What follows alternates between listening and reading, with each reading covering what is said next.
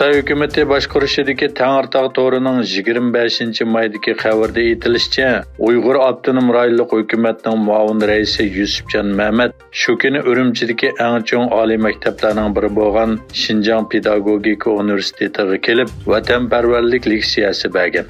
Xabarda aytilishicha, Yusufjon Mehmet zaldagi o'quvchilarni 20-qurultayning ro'yini astoydil o'rganish orqali Ipak yo'li iqtisodiy balvig'i qurilishiga to'kib qo'shish, shundaqla ulug' davrdan minnatdor bo'lish, dohiyning topshiriqini asli mahkam saqlashga chaqirgan.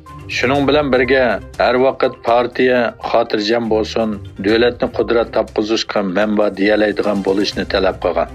Shu kunning o'zida yana Uyg'ur avtonom rayonlik partikom birlik sep bo'limining boshlig'i Ilzat Ahmadjon boshlab borgan o'mak Xinjiang Pedagogika oliy texnikum maktabida o'quvchilarga maxsus leksiya bergan. Yaponiyaning Hiroshimaga jam bo'lgan jiyat rahbarlari Tibet va Sharq Turkistonning kishilik huquq ahvoli to'g'risidagi oxirgi bayonotini e'lon qilgandan keyin Uyg'ur ommaviy tashkilotlari o'zlarining umidsizlanganligini bildirdi. 7 davlat guruhi rahbarlari boshliqlar yig'inining bayonotida Uyg'urlar haqida faqatla biz Xitoyning Uyg'ur avtonom rayoni va Tibetdagi kishilik huquq vaziyatiga bo'lgan andishlarimizni davomli bildiramiz deyildi.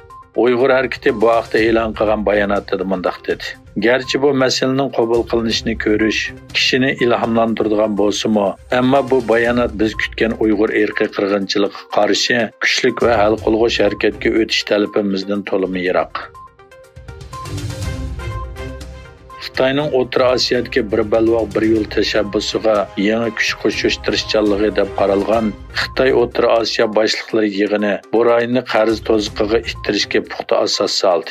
Xitoy davlat raisi Xi Jinping boylik manbasi mo'l O'rta Osiyo davlatlariga ul aslaha taraqqiyoti uchun 26 milliard yuan yangi qarz va yordam berishga va'da qildi.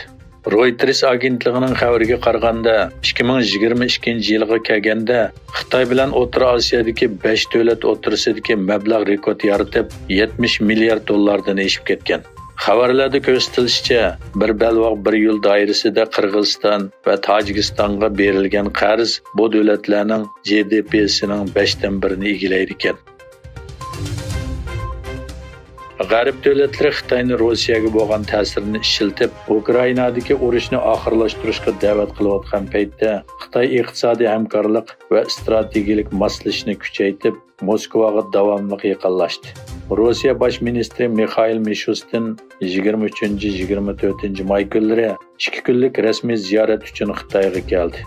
Mishustin Ukraina urushi boshlangandan buyon Xitoyni ziyorat qilgan eng yuqori darajalik amaldor bo'lib qoldi. Mishustin ziyaratining birinchi kuni Shanxayga borgan bo'lib, ikkinchi kuni poytaxt Bejingda Li Chang va Xi Jinping bilan ko'rishgan.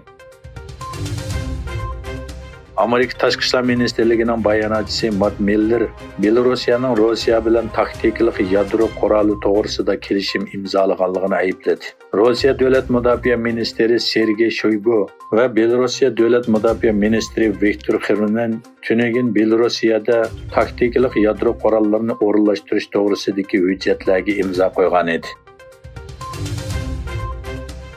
Xalqaro saqchi tashkiloti Interpol qurilganligining 100 yilligini xotirlash yig'inida Interpol Xitoy bilan Rossiyaning qizil rangli tutish buyrug'ini qalayimqon ishlatishga yo'l qo'yganligi sababli tanqidlandi.